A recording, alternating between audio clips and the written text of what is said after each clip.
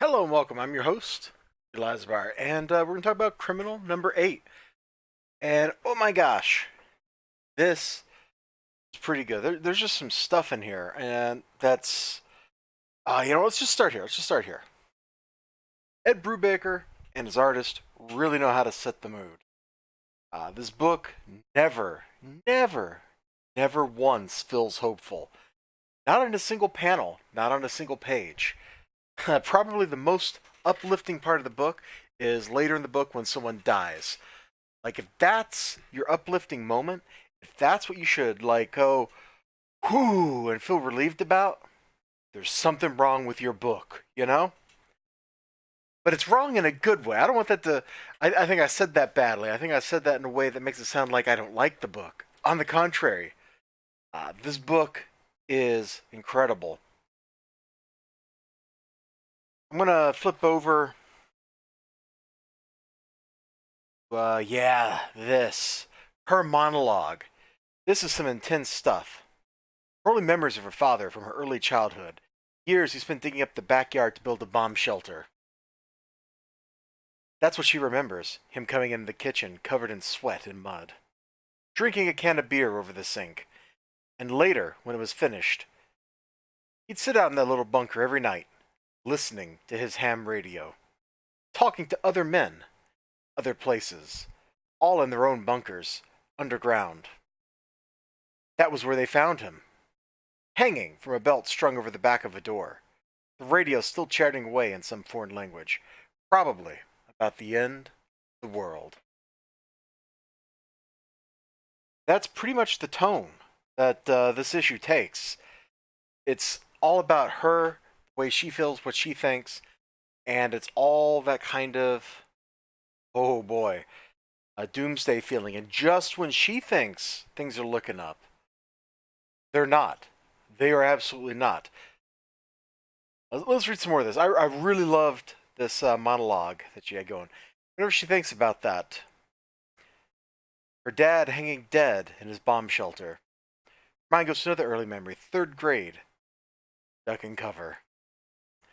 All of them kneeling under the school desks, heads down, waiting bombs to fall. If you're wondering why the angle of the comic book is like this, it's because my shoulder's killing me and I'm trying to minimize the amount of pain I'm feeling. So I'm seated, like not hunched over. Her father got tired of waiting, but it was all Jane had known. Sometimes she feels like she spent her whole life waiting for blasts to come. But she knows that's not true. She's actually spent most of her life running from that blast, trying to feel alive, like it's an act of defiance. Way it is. Because when she feels alive, for even fleeting moments, she can forget what she's waiting for. Holy moly, I wish I could write like that. That is just some dope stuff. Uh, Nowhere in this book is it happy. The art's perfect for what it's doing, the writing is perfect for what it's doing. Criminal is a tale of unhappy people doing unsavory things with unsavory other people in unsavory places. That's a lot of uns, but it's also true. I highly recommend Criminal number 8. This book continues the plot line in the previous couple issues, and it is absolutely fantastic stuff. In fact, this one ties right back into the one that kind of started us off on this arc, which is great. It ties directly into the last issue, all about Teague's son, which is great. It ties back into what Teague and her are doing. Like, this is wrapping up so much stuff. So I think this story arc is going to end like in maybe the next issue. Like, things are definitely boiling to a head. It's great. It's dramatic, and oh, you know what? There's one other line I want to read. There's one other line I want to read.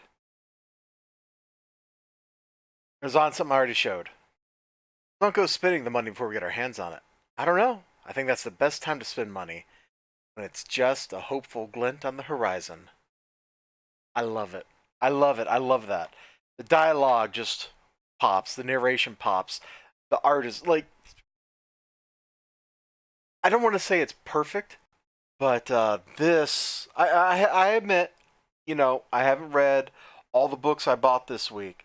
But this is definitely contender for number one, for numero uno, if you prefer. Like Criminal is a treat every time it comes in, and I'm ready for the next one already. I am. You all have a great day. Remember to like, comment, subscribe, all that good stuff. I'll see you next time. Until then, bye bye.